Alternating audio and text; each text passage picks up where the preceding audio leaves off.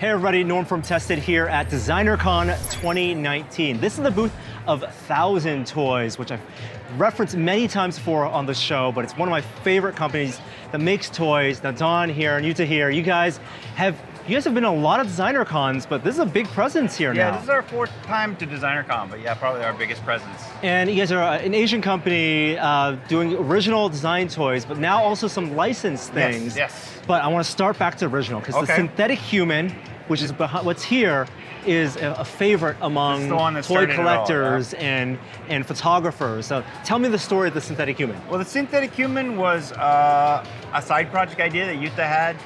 He works full-time at a Sentinel, which is a toy design company. And he had a concept where he wanted to do, not a licensed toy, but an original toy direct with a creator. Nihei Tsutomu, the manga artist behind Blam and Knights of Sidonia, had a connection with him, so he said, let's come up with some original design. And so Nihei created the synthetic human for us. And he actually started out as a Facebook page. He's like, if I can get 1,000 likes on this page, I'll take it to my boss and see if we can make it. So they quickly got 1,000 likes. And so started, this was 2012, and then the synthetic human was first released 2014. So this is our 5-year anniversary. Wow. And since then, you've done the synthetic human design in different scales, but maintaining all of that articulation. Actually, improving the articulation. Improving it. Yeah. So how do you think about that? What for people who haven't actually manipulated it? Yeah. How do you sell them on just how posable it is?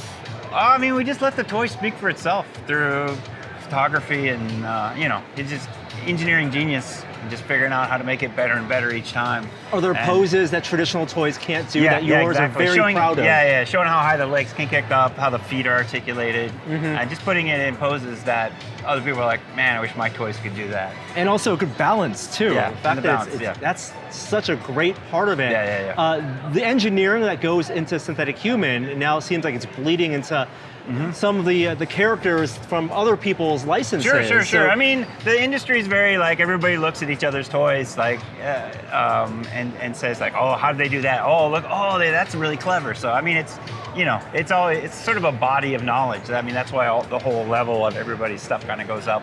And there are 3 licenses you guys are showing here. There's Halo, Master Chief. Yep. There's Hellboy, which is very popular. The Abe Sapien and Hellboy. And then also you have the Iron Giant. Yes. The Sentinel Iron Giant. Tell me about those figures and how the development behind those.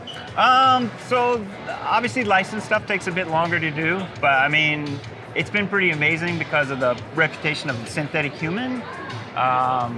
So I was at the first meeting with Dark Horse and walking in with them, and they're just like, we love your stuff, what do you want to make?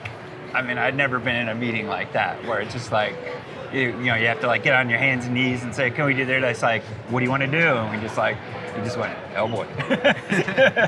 So so it's just a process of working through those companies, and been pretty smooth with working with all those companies and figuring out. Very true to the original artist designs. Hellboy is not the movie Hellboy. It's the Mike Mignola Hellboy. So you have the variants of the giant horns, all the accessories, and different hands. Extremely posable. Right. Wonderful to photograph. Same with the Iron Giant. That's been very popular now too. Yeah. There's some really clever gimmicks on all the things that he comes up with. So so you can pop things so you can bend over a little bit more.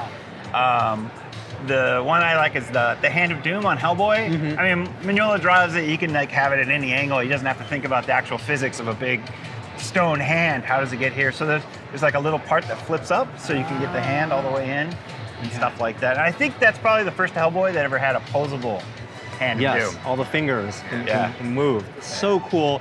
As the engineering kind of continues to develop, what's next for synthetic human and 1,000 Toys? I know that you guys are 5 years old. Next for, we're shifting, doing a lot more stuff in the 1/12 scale, just because that seems to be sort of the way the whole industry's going, and we like working to that size. I want to show you our newest. There's been a lot of requests for, we had the synthetic man, but next we're going to do the synthetic woman. And of course. She is also going to be the next level articulation. She's even more posable.